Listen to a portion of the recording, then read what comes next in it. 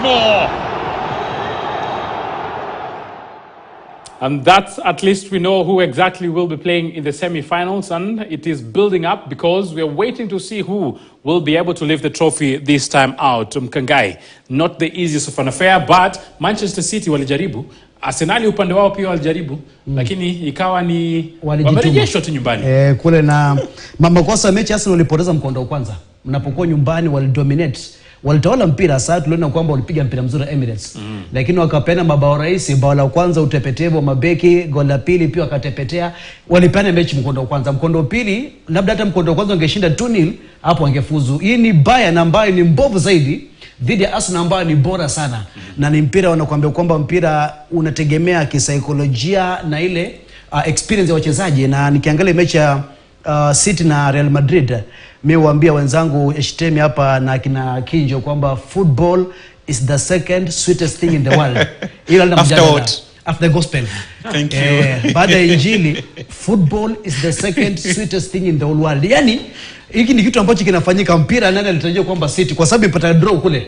Tumeona pia Barcelona baada ya kumpiga PSG balisho. Kwa hivyo Arsenal mechi walipeana experience, vijana wadogo walipiga mpira mzuri lakini hawakushinda. Nafikiri Arteta na nafasi ya kujenga timu itakayoshinda mataji.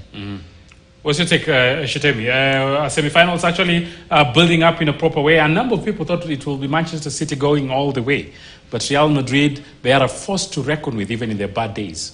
One thing has opened up in the last knockout matches that defenses will win new titles and good strikers will win new matches. So that's the difference. Look at how Manchester City played against Real Madrid. Madrid were really solid. It's the same scenario between Arsenal and Bayern Munich. Bayern were very solid. You know, they were compact, and also that experience played a critical role to try to frustrate the Arsenal side, because you could see indeed they were trying to go through the middle, but they could break that defense. And also the return of Neuer in that between the post was vital. Look at Emirates. He's the one who carried them to that match.